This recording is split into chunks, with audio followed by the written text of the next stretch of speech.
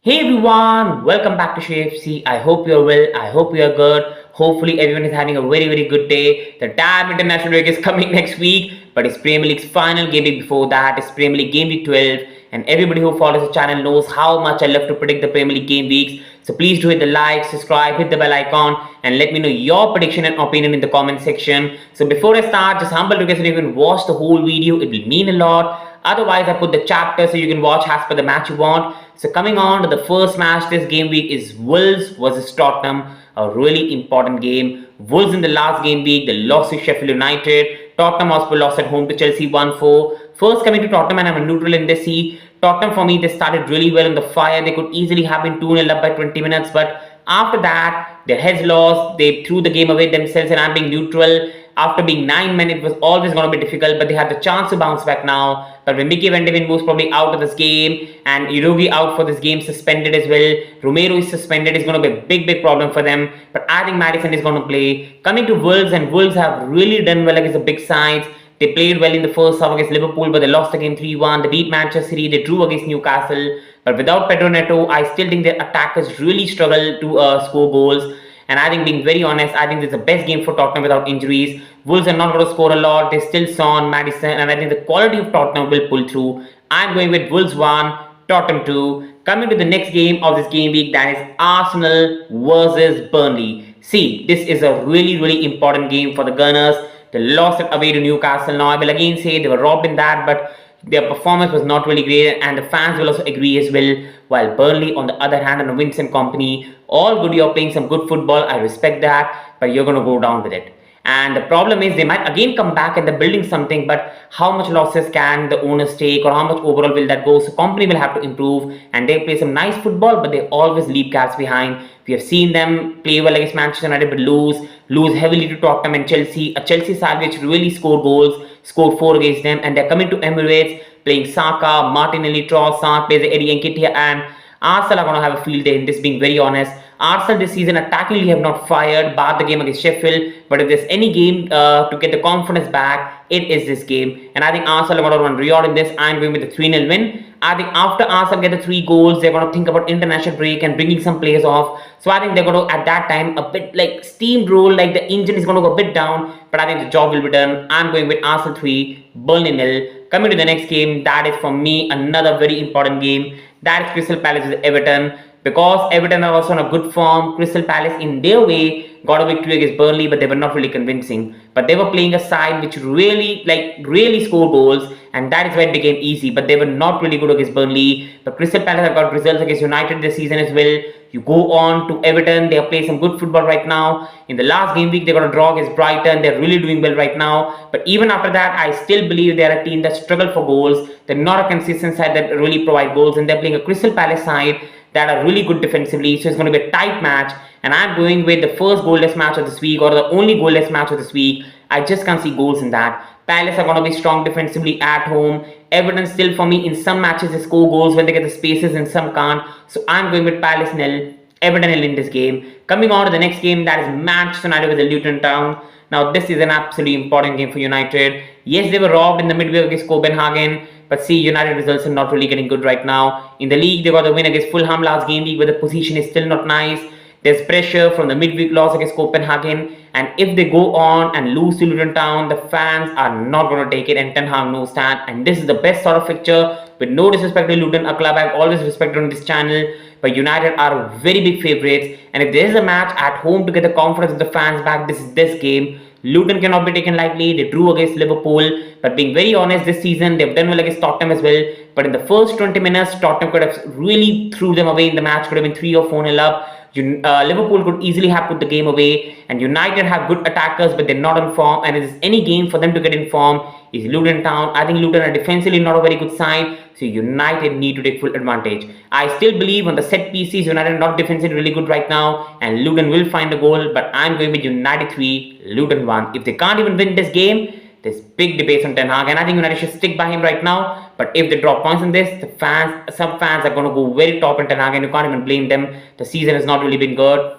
Coming on to the next match now, and another really important game, that is Bournemouth versus Newcastle. Now we all know Newcastle beat Arsenal last week. They won against Manchester United in the Carabao Cup. but it's not really convincing. They've lost to Dortmund as well now. The Champions League place is in danger, and even with the qualify for Europa League is a massive doubt because that group is so tight. They can finish in top 2, 3 or 4. So it's not going well in that regards for Newcastle. And the Arsenal win also was not really like, they did the job but they were not really convincing and the goal was controversial.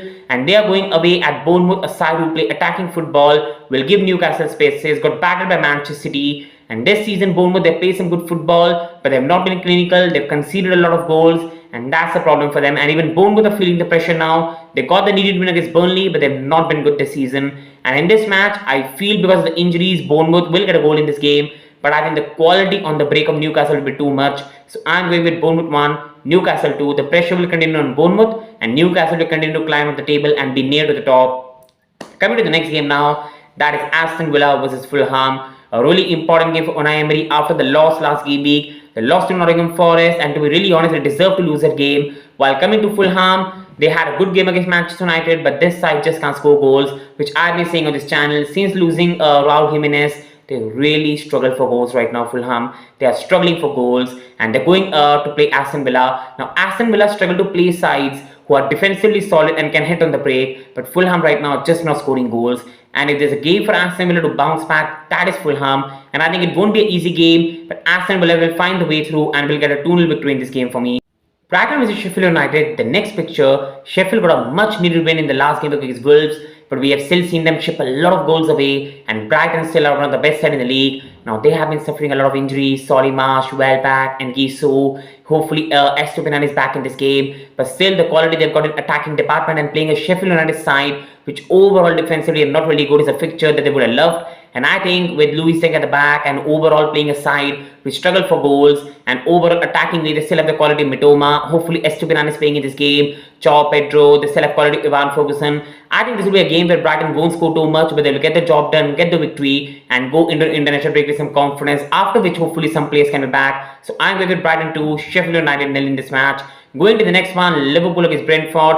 It's a really important game for Liverpool now. They dropped points against Luton, but because they've overall done really well this season, you are allowed 1 drop points, but now they cannot go and drop points to Brentford. If they are really want to fight and compete with Manchester City, they cannot drop points 2 in a row against Luton Town and Brentford.